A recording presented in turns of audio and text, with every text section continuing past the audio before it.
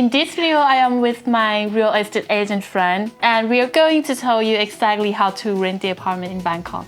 Hi guys, welcome back to my channel. My name is Ying, and in this channel, I'm sharing my experience as a Thai girl living in Bangkok and giving you some tips if you are traveling to Bangkok.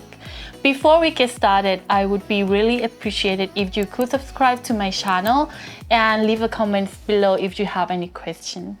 I am with my friend Amelie, and thank you for joining me today. So can you introduce yourself? Yeah, thank you for having me. An absolute pleasure. So I'm Amelie. So I run a real estate agency in Bangkok. So we do rent, buy, and sell. So anything that related to real estate. So yeah, I'm here for it.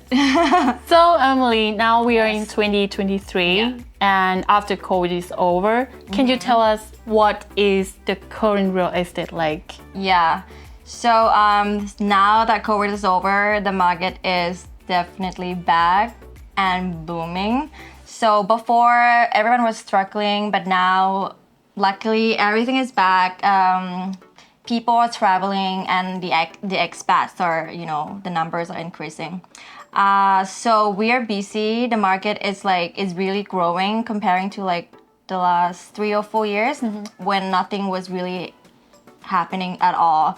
So right now, real estate Bangkok is very fast paced, and I would say that things get rented out very fast, and then Bangkok is a very international city where people are coming and going, and a lot of people are looking for long-term rentals properties, and more people, more Thai investors are buying more as well. So right now the market is fun and is really growing.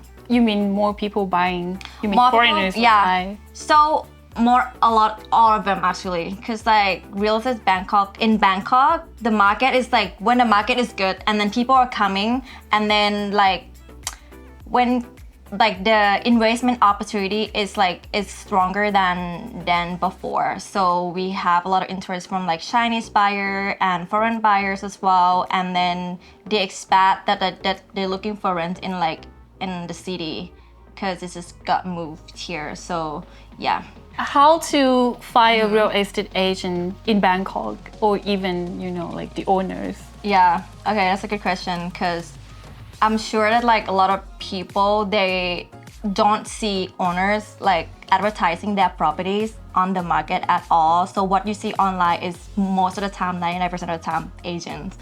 And that's why it's important to work with agents. So how to find them? I would say if you use Facebook or Instagram, but mostly Facebook is more common to find properties for rent or sell. There are several Facebook groups related to real estate, apartment for rent, apartment for sale. So go to Facebook and you will see the post for sure. So if they're an agent, they will just mention their agent, or owner, they will just write the owner. And on the website, you will find just agents. So I think just contact one of them and get the options over. Yeah. Oh yeah. So what is the pro and cons if you are renting the apartment from an agent or the owners directly? Okay, so the differences is as agent, our full responsibility and it's our full-time job to give you services, to provide you services, to give you knowledge, to provide you information, anything at all about real estate, how to rent, how to pay, how to fill out a deposit, how to move in, everything. So, but the owner in Thailand, especially in Bangkok, it's very common to work with agent, as in the owner, they don't really have the time to answer your phone call, answer your emails, answering your questions all day. So that's why they give this job to the agent. So the pro and con, renting with an agent, you get the full professional service. The agent will make sure that you are protected fully. So we normally make all the paperwork, the document, the furniture list when you move. For example, when you move to an apartment and you have furniture, sometimes you don't even notice the defects or like something's damaged, like you know, anything that's going on in your apartment, you don't fully see it until you actually like in it. The owner also sometimes don't even know what is going on in their own place, you know. So the agent is like, our job is to make sure that everything is in a good condition, and then like, you know, so we can hand it over. The owner, they're investor. Some of them are investors, like professional investors, so they know what they're doing, but not all of them are like that. So so they are like owners that they just buy like properties, but they just don't want to have anything to do with like, you know, like when you hit them up and then they don't want to give like so much attention to it. So working with an agent, you get like prompt response and like actions, very like quick action. Whereas like when you're renting from the owner directly, you might get some delay. Yeah. And sometimes you don't get like the full document. Like for example, you pay, if you like pay the deposit, you might not get like a receipt, or it's So that can happen. So renting with an agent, we just make sure that you're really protected with every step throughout your lease. Yeah. But I'm wondering like about the price, about the cost between renting from an agent and the owner. Yeah. Like the price higher. The price is no different at all, because like as agent we have no right whatsoever to list the price. It's not our job because it's not our property. So we, like the owners, they have that property and we just working with them. So we will go with whatever they are like comfortable to list the price. So we're not, because like this is like, you know, some misconception that people might think that, oh, if you work with an agent, you might get a different price because you just want more commission. That's like what most of the people say, but like actually it's not true at all, because like that's illegal. And if that happened, you're dealing with like an unprofessional agent that like give you like a different price, because at the end of the day, like they will know, you know. So the price is from the owner directly. Yeah. So and then like anything at all, the owner is the person who decides. Oh, okay. Like, you know, the price at the end of the day. So the agent, our job is just to work with them and then give them some recommendation based on the reality and the current market. And we don't get to decide what they want eventually. So everything's from the owner. The agent just operate in the middle between between landlord and tenant, basically. Okay. I feel like I have more insightful information now. Okay. You recommend that to find an apartment from Facebook by searching, typing an apartment in Bangkok. First rent. So actually, you can discover like several websites.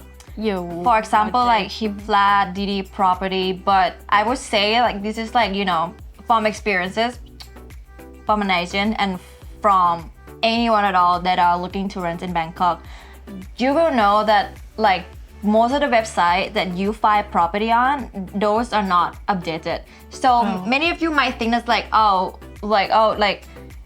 are you telling me that it's not available? I see that it's still listed on the website, like everything is still on there, but how are you telling me that, you know, that it's gone? So so that's how it is in the market, especially Bangkok. I don't know where else, but at least it's here that that on the website the listings are not updated at all. So they just sort of like leave it there and then they get contact, and that's how they do their business, right? It's not like an ugly truth, but yeah. So if you want to get like fresh and updated listing, you might find them daily on Facebook, because like it's like agents do that all the time, every day, where they just post listing, and most of the time is updated listing. Those are like available for sure. But or if you don't want to work and hustle, if you're tired with like apartment hunting, you can just like contact one of the agents and ask them for like the available listing, whatever you're looking for, you let them know, and that's their job. They just send you the full list anyway. So I would say to look for an apartment in Bangkok, base chance is to look on Facebook because it's fresh and new, and you know for sure that it's available for now. Yeah. And Yeah. And what about Airbnbs? Airbnb in Bangkok is common, but I would say that like, you know, like let's say like in the States, right? It's very anywhere else in the world. So people buy property and they do like short-term renting, and it's very common to like to do like monthly rental. And in Bangkok, you might struggle finding a short-term rental. So your best shot is to go to Airbnb. And I wouldn't say it's illegal. Well, how should I put it together? Well, people are still doing it, and it's not like a big deal. As long as like you get like the owner welcoming you, they give you a key, you know where to get your key. And there's no one really that's really gonna stop you because you're doing like nothing wrong. And also like right now in Bangkok, so the amount of people that are traveling here and looking for like short-term rentals, we really have no choice. And like I get asked this question like many times, like, oh, do you offer like 2 months or 3 months, 4 months like rentals? But like most of the Thai owner don't really do it. And then that's like also a controversy. Like, why don't you do it? Why would you rather like leave your apartment empty for, you know, like just get it rented for like a few months is better than getting nothing at all. So I think that's coming from like the owner's perspective. In Bangkok, like, well, it's like a big city. People come and go. So there are like owners here have experiences when their apartments are absolute trash. Like people trash their home, and then like they coming for holiday and stay for a month, like traveler, and they don't really take good care of their apartment. So this is one of the main reasons why Thai owners don't really do short-term rentals. And but it's possible. It's possible. Like on Airbnb website, you still see like wonderful options for, you know, for short-term rentals on Airbnb. What do we have to be like aware of looking for an apartment from Airbnb website? Yeah, so Airbnb, I think if you get a place from Airbnb directly, it's 100% safe.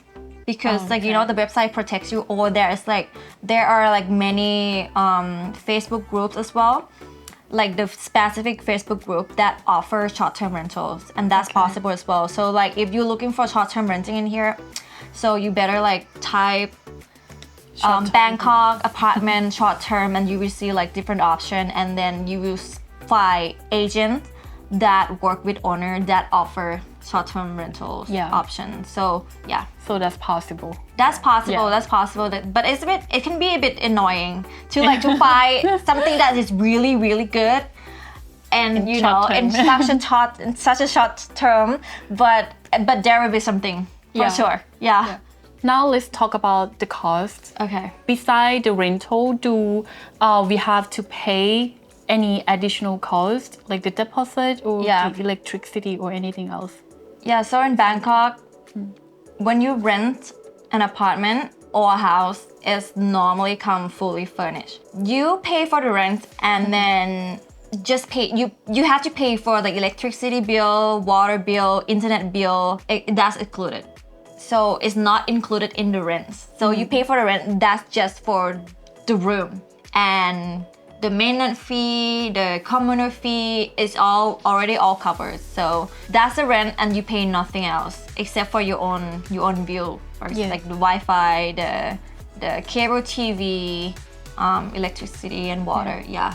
If we talk about the deposit, like how many months that we have to give for the deposit before we move in? Okay, so deposit, the general condition in Thailand, in Bangkok, which is the 2 months security deposit and then 1 month rental in advance. So let's say like 3 months upfront, and you can move in immediately. But the 2 month security deposit, you will make sure that you get it back when you moved out. If you return the place in the in the same condition, you most of the time you get the deposit back. But again, like when it comes to the deposit, working with an agent can be a benefit as well, because we make sure and we help you help you with the process of like, okay, when you moved out, how to get a full deposit back, how to like, what are the tips that you can get a deposit back, and we help you like negotiate with the owner as well to get everything back. So if you didn't do any if the room is in the same condition, you don't break anything, you didn't cause like any damage, so most of the time you just get it back. So yeah, there's 3 months upfront. Okay. Then what about the process of like moving in and moving out of the apartment? Okay, so to move in and to move out, so before the moved in, we have to draft the contract, right? So obviously you have to review the contract, you send your passport copy over, and then the owner approve, and then you approve, and then it's all done. So you pay 3 months upfront.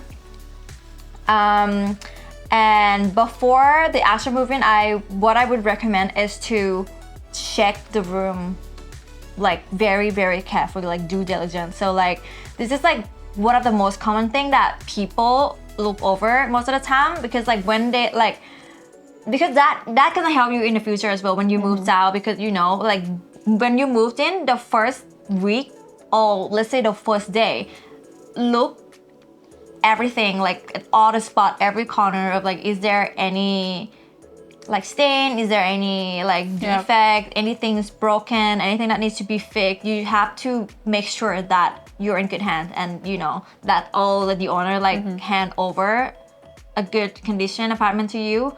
And if like all the electrical appliances are working normally, you have to check.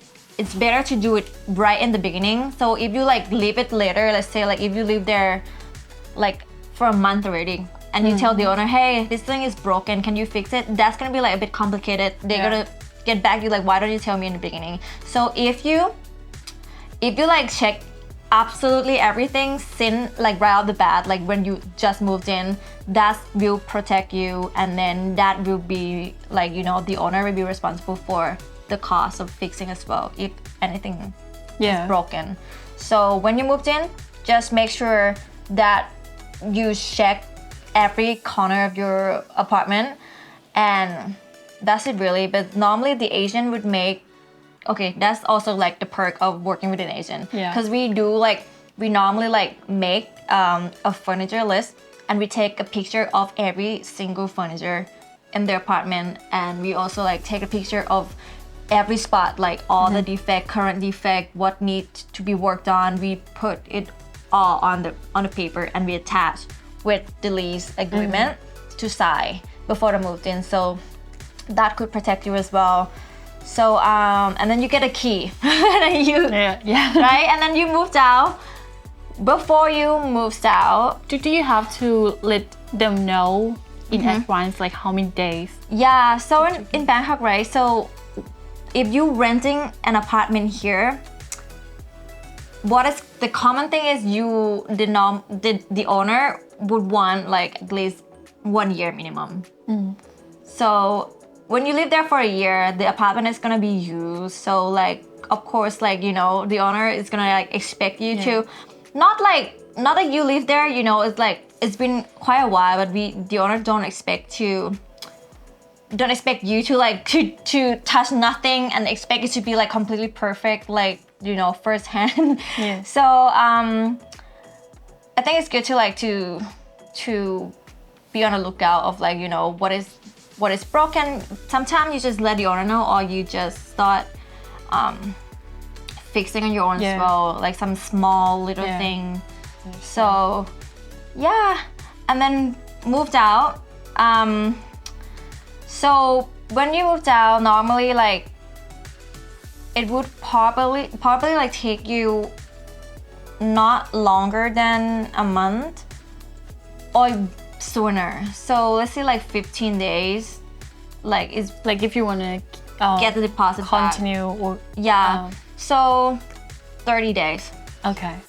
30 days. So you rent an apartment for a year. So like before the lease is ending, let's say like 2 months before it's expired, then the owner or the agent would start to contact you already. Like, hey, would you like to continue the lease? So if if not, then they would rent it out to someone else like immediately. So they put it on the market and then And how about the deposit? Like how long does it take to you refund back to the So in a contract, right, it's normally like written down very, very clearly that like how many days it's gonna take for you to get the deposit back. How many so there are two conditions. So how many days you will get a deposit back if it's the same condition. If nothing is is good, very good condition. Nothing has, the owner doesn't have to pay for anything for the repair. Yeah. So it will be written down like how many days you get it back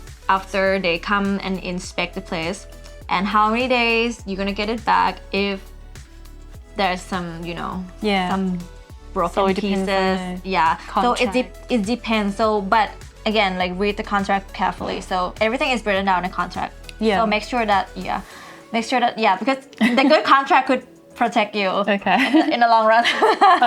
And in your experience, have you ever had your client telling you, oh, they have a problem with their neighbors? Like, if that ever happens, and how you handle that, or how they handle that? So when stuff like that happen, it's like, so as agent, like we don't know what is happening inside the house. So when it's happened, they would just like ping out like, hey, the neighbor is being very loud, because Bangkok it's a big city, and obviously people like to have fun, and they like to have people over, and they like to host. So from my experiences, like there are a lot of people that complain about the noise level. Because when people are they're partying in their room, and then it's get really loud. But then when stuff like that happen, first thing first, you can go down to the lobby and contact the juristic office, and the juristic office, the office will just take care of. Because they have like all the all the information of like what room caused the noise. So they will just give them a warning. And that's normally can be done, like they just take care of small stuff like that. So, but most of the time, noise complaint from the neighbor. That's normal. That's very normal. But that can be easily managed if you just go down to the office of the building and and they'll take care of it. Guys, if our video is useful for you today, please consider buying us a drink with the link below. Thank you. Now let's talk about the best area that you would like to give for the first timers or travelers who wants to come to Bangkok. Like for example, if they like the nightlife area, where should they stay, or where's the local are? Like something like that. So I think that depends on your purpose, really, like why you're here for, right? So the area differs. So it depends on what you want. Do you need the place to be close to your work? Because because from my experience, I get requested to find a place, let's say in Sukhumvit or in a very city center, because the office is somewhere around there. So it depends. So if you moved here to work, so you might need a place nearby your office, right? So, and that you will know later, of the location. So if you're here for just to travel, I would say the best location for a traveler, let's say short-term rental, like the popular short-term rental property that travelers seem to go for, it would be around Sathorn, Old Town, and Silom area. If not Silom, it would still be in either Ekamai, Tolo. It's typical, it's easy, because for anyone at all, expat that moves here for work or travelers, you might want to stay nearby BTS station. Transportation is anywhere at all that very like easily to access to the city center, to the mall, to the park, to the entertaining areas. So but again, the best area would be either like Ekamai to Aso, because these are the main area of Bangkok that is the most for happening any purpose. for anyone at all, whether you're here for work, you're here for meeting, you're here for short vacation. So anyone might want to stay in the very like city center, because like there are like multiple like like BTS station that you can just hop on and just go anywhere really in the city center. But between Ekamai to Aso and the apartment that close to BTS, it's like a little bit like pricey. Yeah, right? So in Bangkok, so if you've been here or if you have like experiences in apartment hunting in Bangkok, you might find that like most of the condo that are super like close to the BTS station are new buildings, and they are therefore like they are very tiny. They're like very like boxy sort of apartment. So you get the luxury. So having an apartment in Bangkok, you get the luxury, like full facilities with like rooftop swimming pool, amazing gym, great view of the city, but the apartment is gonna be like a bit tiny. So, but those are like convenient. But what if they have like limited budget, but they want to stay close to the BTS? That's Which totally area is doable. like So possible? yeah. So I guess if you have if you're on a budget and if you wanna find a really nice condo, luxury living but affordable, it would be from Anut to Ekamai. Yeah, so that's that zone. So it's gonna start getting really expensive in like from Thonglo onward. So like if you want to be on a budget, so like Ekamai, you still have like really nice like lifestyle. So they're like it's still like very, like happening area as well, and it's you could walk to Thonglo or so, and it's much cheaper. So Anut even cheaper. Yeah. So if you're on a budget, so I would say like Anut. Yeah, I would say Anut because like after Anut, there will be like Udom Suk, Punawiti, Bangsak, and That's those are like local. very local. Those are very local. But cheaper. It's much cheaper. Yeah. It's cheaper in Anut, but it depends on your like what you want really. So those areas are local, but if it's nearby your office, like then go for it, But if you wanna, have a nice condo and like and not too like crazy expensive, so I think Anut can offer you like a nice a nice sense of like it's a mix of like local and international, because like there are a lot of expats living in Anut as well. So we also in Anut. Yeah, we also in Anut. Like out of all the places that I visit in Bangkok, I choose to stay in Anut, not because of like it depends on the building. Yeah. Oh, But your building is nice. No? Yeah, so like It's new building. yeah, so yeah, new building is like walking distance to BTS, and also like I like duplex, so like loft style sort of apartment. So I thought it's perfect for me. So yeah, I think like people that come here, already what you're looking for. Like like what your preference is, like what kind of style do you like. So yeah, I think Bangkok is like a big market in terms of that. Yeah. You have tons of options to choose from. So yeah. Okay. All right, Emily. I think many people are interested in renting the apartment in Bangkok. Yes. And if they would like to, rent the apartment in Bangkok with you, how they can contact you? Do you have any agency or? Yeah.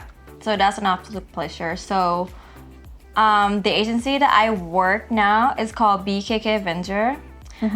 So you can find me on social media. So I'm gonna let you link it down below or show on the screen. So you can contact me by Line, WhatsApp, and you will see my Instagram page where I post all the unique listing in Bangkok as well on Facebook. So, or you can just contact me directly to get the option, because like what we work with, I work 90% with foreigners. So I know how it's like to help foreigner, potentially could be you. Yeah. One of you that coming soon. So I work with foreigners like 99% of, like not 99. I do have some Thai customer, but like most of the time I work with expat, right? So I help them find a home, what to do when they're new here, when they don't know anything. So Autumn just like sort of became my friends as well. So I give like some friendly advices, get them the home, and then I just, you know, I give them some advice as well. So yeah, so Line, WhatsApp, and Instagram and Facebook, anything. Yeah. Thank you, Emily, for coming on today. And if you guys would like to know more about living in Bangkok, check out the video right here. Bye.